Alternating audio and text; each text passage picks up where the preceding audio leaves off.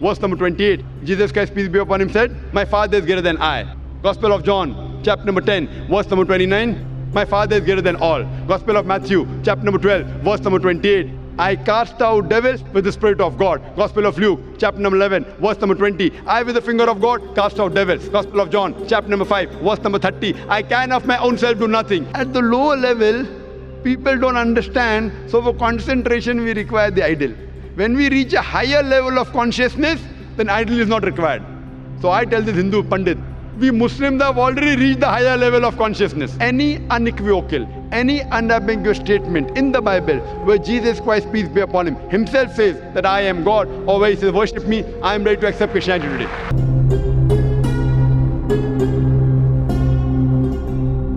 बिस्मिल्लाहिर्रहमानिर्रहीम। अस्सलामु अलैकुम नाज़रीन, दीन दुनिया चैनल में आपको खुश आमदीद कहते हैं। तमाम मज़ाहिब आलम का मकसद अव्वल खुदा की ज़ात पर मुहकम ईमान और यकीन पैदा करना है।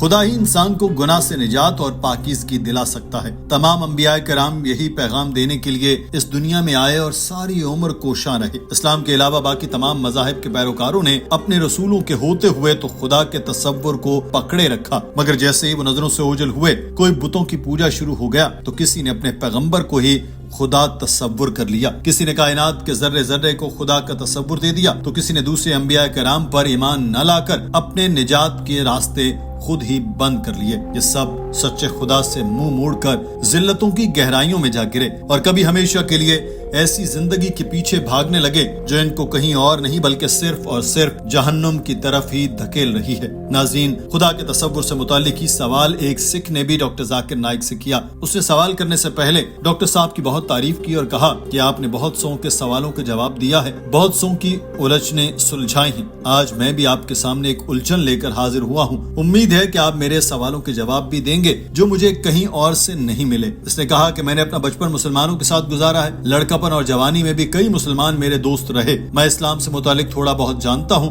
मगर एक सवाल कभी भी मेरी समझ में नहीं आया कि अल्लाह की तारीफ क्या है, क्योंकि मेरे मुसलमान दोस्तों ने बताया कि अल्लाह की तारीफ ये है कि दूसरे मज़ाहिब की नफी की जाए और दूसरे मज़ाहिब के खुदाओं को न माना जाए। I have a lot of interaction with Muslims because my early childhood and youth was spent among them. But one question has always been not really understood by me, the definition of Allah. Because to my mind and the way it has been given to me by my Muslim friends and acquaintances, that their definition of Allah basically is negation of other faiths and also non-acceptance of their definition of God as such. Your scholarship is very profound. I would like to be benefited by it. Doctor Zakir Naik ने सवाल के जवाब में बताया कि इस्लाम में अल्लाह ताला की जो तारीफ है वो बताती है कि अल्लाह क्या है और क्या नहीं है। खुदा क्या है ये जानने के साथ ये मालूम होना भी जरूरी है कि खुदा क्या नहीं है, ताकि अगर कोई खुदा होने का झूठा दावा करे तो आप फौरी जान लें कि ये झूठ है। अल्लाह ताला की तारीफ सूरह इखलास में बयान की गई जो कहती है कि कहो कि अल्लाह एक है, अल्लाह बेनियाज है, वो किसी का बाप है ना ही औलाद और उस जैसा कोई नहीं। ये 4 लाइनों की तारीफ है जो अल्लाह ताला को बयान करती है। ये ऐसी तारीफ पर जिस पर सवाल नहीं उठाया जा सकता, और अगर कोई ये दावा करे कि इसका खुदा सच्चा है तो इस 4 लाइनों की तारीफ पर इसको परखे। अगर तो इस मजहब का खुदा इन 4 लाइनों पर पूरा उतरता है तो किसी मुसलमान को ये मानने में जरा भी तामल नहीं होगा कि फलां खुदा है, लेकिन अगर वो इन 4 लाइनों पर पूरा ना उतर सके तो लाजमी बात है कि वो खुदा नहीं। मैं आपको एक मिसाल से समझाता हूँ कि कुछ इंसान हैं जो कहते हैं कि भगवान रजनेश खुदा है, नौजुबिल्लाह। अब हम इस भगवान रजनेश को कुरान पाक की सूरह इखलास के टेस्ट से गुजारते हैं। पहली आयत है कि अल्लाह एक है, इसका मवाजना भगवान रजनेश से करते हैं तो भगवान रजनेश एक ही था जिसने खुदा होने का दावा किया, तो जवाब नहीं, क्योंकि इससे पहले भी सैकड़ों ऐसे लोग थे जिन्होंने खुदाई के झूठे दावे किए थे और भारत में तो हजारों लोगों ने कहा कि वो खुदा है। इस टेस्ट में कुछ आगे बढ़ते हैं तो दूसरी आयत है अल्लाह बेनियाज है। तफसीर में मानी है वो हमेशा से है और हमेशा रहेगा। क्या भगवान रजनेश हमेशा से था और हमेशा रहने वाला है? अगर हम इसकी सवाने हयात पढ़े तो इसमें लिखा है कि वो अस्थमा, शुगर, کمر کے درد میں مبتلا تھا. سوچے کہ کیا ایسا خدا ہو سکتا ہے جو بیمار ہوتا ہے؟ پھر اگلی آیت ہے کہ اللہ کسی کی اولاد ہے نہ کوئی اور اس کی اولاد ہے. ہم جانتے ہیں کہ رجنیش مدر پردیش میں پیدا ہوا، اس کے ماں باپ تھے اور 1981 میں وہ امریکہ میں گیا اور ایروگین میں اس نے رجنیش پور کے نام سے ایک سینٹر بنایا. بعد میں امریکی حکومت نے اسے گرفتار کیا اور جیل میں ڈالا. رجنیش نے الزام لگایا کہ امریکی حکومت مجھے سلو پوائزن دے رہی ہے. تصور کریں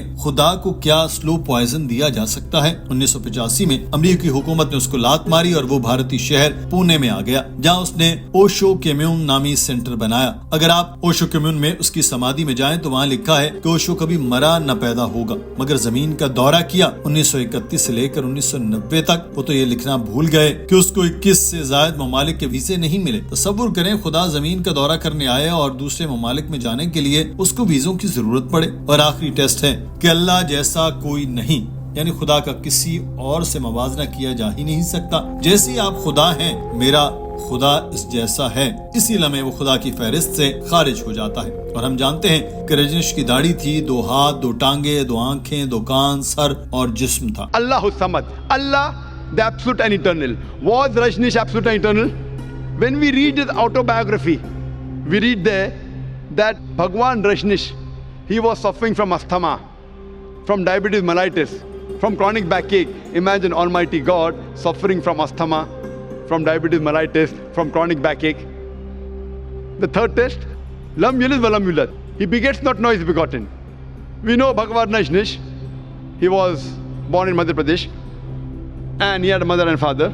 ڈاکٹر ذاکر نائک نے اس سکھ بھائی کو ایک اور مثال سے سمجھایا کہ فرض کریں کہ کوئی کہتا ہے کہ میرا خدا آرنلڈ شوازنیگر سے 1000 گنا طاقتور ہے، اسی لیے میں وہ خدا کی فہرست سے خارج ہو جاتا ہے، کیونکہ آپ خدا کو دنیا کی کسی بھی چیز سے کمپیئر نہیں کر سکتے. ڈاکٹر صاحب نے اب دوسرا سوال کا جواب دیا کہ اسلام میں خدا کا تصور دوسرے مذاہب سے کیوں اختلاف رکھتا ہے. تو اس کے جواب میں انہوں نے کہا کہ یہ غلط فہمی ہے کہ اسلام میں خدا کا تصور دوسرے مذاہب سے میل نہیں کھاتا. اگر آپ کہیں کہ دوسرے مذاہب کا طریقہ کار سے اتفاق نہیں کرتا تو میں ماننے کو تیار ہوں، مگر دوسرے مذاہب خدا کے تصور سے تضاد نہیں رکھتے. بدقسمتی سے عیسائیت، یہودیت اور ہندو مت کے پیروکار اپنے صحیفے نہیں پڑھتے، وہ پادریوں، پنڈتوں اور رابیوں کو اعتبار کرتے ہیں.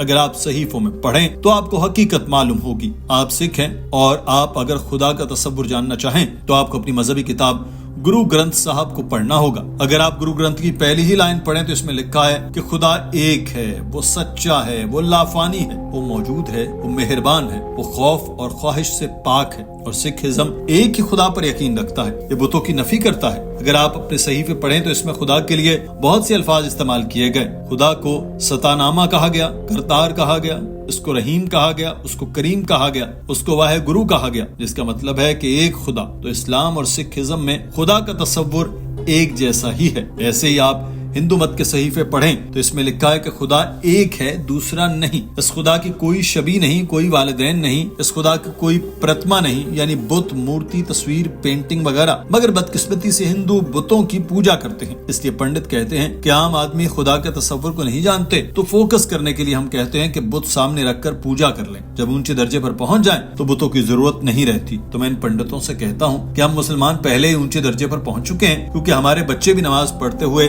کوئی بت سامنے نہیں رکھتے. Who's to blame? I'm quoting the Vedas. Vedas is the highest authority amongst all the Hindu scriptures. But yet you find that Hindus do idol worship. Why? Because the scholars of Hinduism, they tell that, see, Brother Zakir, you know, at the lower level, people don't understand, so for concentration we require the idol. When we reach a higher level of consciousness, then idol is not required. So I tell this Hindu Pandit, we Muslims have already reached the higher level of consciousness. Doctor Zakir Naik کا کہنا تھا کہ ہندوؤں میں بھی کچھ فرقے ہیں، جیسے آریہ سماج ہے جو بتوں کی پوجا کو نہیں مانتا. ایسے اگر آپ عیسائیت کے صحیفے پڑھیں تو اس میں بھی بتوں کی پوجا کی نفی کی گئی. پھر بھی آپ کیتھولک چرچوں میں مورتیاں دیکھتے ہیں. صحیفوں کے مطابق جیسس اور اسلام کی تعلیمات ایک ہی ہیں، مگر عیسائی کہتے ہیں کہ جیسس نے خدائی دعویٰ کیا، مگر بائبل میں کہیں ایسا نہیں لکھا. گوسپل آف جان میں لکھا ہے کہ میرا خدا مجھ سے بڑا ہے، میرا خدا سب سے بڑا ہے، میں شیطان کو خدا کی مدد سے بھگاتا ہوں، میں خود سے کچھ نہیں کر سکتا، جو مجھے حکم ہوتا ہے وہی کرتا ہوں اور انصاف کرتا ہوں، کیونکہ میں خدا کے حکم پر عمل کرتا ہوں. جو بھی یہ کہے کہ میں خدا کے حکم کو مان کر چلتا ہوں وہ مسلمان ہے۔ یہودیت اور عیسائیت کے پیروکار ایک ہی خدا پر ایمان رکھتے ہیں۔ ناظرین، آج کی ویڈیو کے بارے میں آپ کی رائے کیا ہے؟ کمنٹ سیکشن میں ضرور آگاہ کیجیے۔ اپنا خیال رکھیے۔ اللہ حافظ۔